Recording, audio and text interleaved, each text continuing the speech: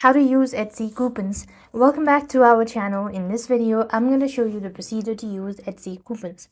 So to use Etsy coupons, you want to add items to your cart. So what you have to do is actually, you could use this as a payment method at the end. So you just want to open up Etsy application onto your device. First thing first. And open the app. Now here you want to add the product to your cart.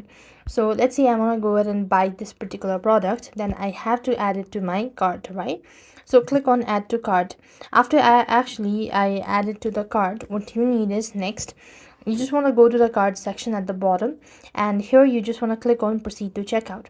So when you go to proceed to checkout, you will find the payment section, so where you will be able to find this enter coupon code section.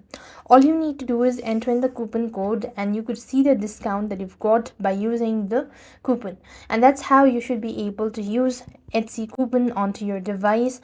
I hope the video was helpful. Make sure to like, share and subscribe. Thank you for watching. See you in the next video.